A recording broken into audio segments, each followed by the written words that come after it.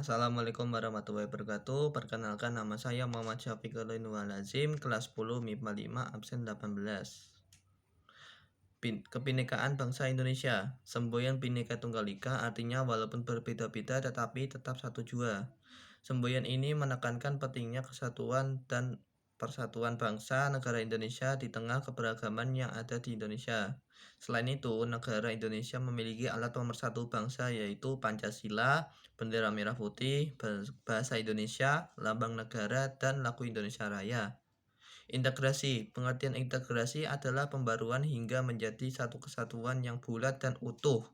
Integrasi nasional ialah usaha dan proses mempersatukan perbedaan yang ada pada suatu negara sehingga terciptanya keserasian dan keselarasan secara nasional. Faktor pembentuk integrasi nasional. 1. Adanya rasa senasib sepenanggungan yang diakibatkan oleh sejarah. 2. Adanya ideologi nasional yang tercermin dalam dan semboyan negara. 3. Adanya tekad untuk bersatu seperti yang dinyatakan dalam Sumpah Pemuda. 4. Penggunaan bahasa persatuan. Faktor penghambat integrasi nasional. 1. Kurangnya penghargaan terhadap kemajemukan. 2. Kurangnya toleransi antar golongan. 3. Kurangnya kesadaran dari masyarakat Indonesia terhadap ancaman dari luar. 4. Adanya ketidakpastian terhadap ketidakmerataan hasil pembangunan. Konsep bela negara. Bela negara artinya hak sekaligus kewajiban bagi setiap warga negara sebagai wujud pengabdian dan kerelaan berkorban demi bangsa dan negara. Dalam pasal 27 ayat 3 Undang-Undang Dasar Negara Republik Indonesia tahun 1945. Upaya bela negara adalah sikap dari perilaku warga negara NKRI berdasarkan Pancasila dan UUD 1945 dalam menjamin kelangsungan hidup bangsa dan negara. Peran serta warga negara dalam upaya bela negara. Mewaspadai ancaman, tantangan, hambatan, dan gangguan.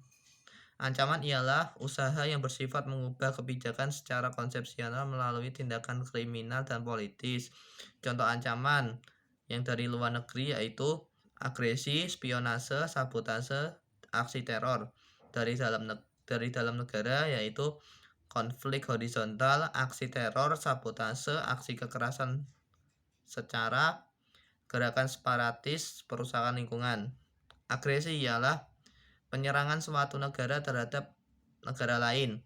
Spionase, penyelidikan secara rahasia terhadap data kemiliteran dan data ekonomi negara. Sabotase ialah perusahaan fasilitas milik pemerintah oleh pemberontak.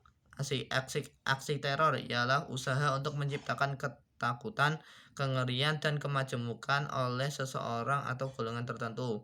Konflik horizontal ialah konflik sosial antar pihak yang berbeda. Contoh tawuran. Gerakan separatis yaitu gerakan untuk memisah diri atau mendirikan negara sendiri. Tantangan, hal atau usaha yang bertujuan untuk mengunggah kemampuan. Contoh korupsi, kolusi, nepotisme, tindakan kriminal. Hambatan yaitu usaha yang berasal dari diri sendiri yang bertujuan melemahkan atau menghalangi secara konsepsional. Contohnya fanatisme yang berlebihan, kondisi geografis di Indonesia yang sangat luas, dan tingkat literasi yang sangat rendah. Gangguan ialah usaha yang berasal dari luar yang bertujuan melemahkan atau menghalangi secara tidak konsepsional atau terarah. Contohnya paham radikalisme, konten hoax dan hate speech, dan serangan pada ideologi Pancasila. Macam-macam ancaman militer. 1. Ancaman militer. Ancaman militer yaitu ancaman yang menggunakan kekuatan bersenjata yang terorganisasi yang dinilai membahayakan kedaulatan, keutuhan, dan keselamatan bangsa dan negara. Contohnya adalah agresi, sabotase, spionase, dan lain-lain. 2. Ancaman non-militer. Ancaman non-militer adalah ancaman yang tidak menggunakan senjata tetapi jika dibiarkan akan membahayakan kedaulatan, keutuhan, dan keselamatan bangsa dan negara. Contohnya yaitu perampokan, pembajakan, penyelundupan, perdagangan narkoba, dan lain-lain.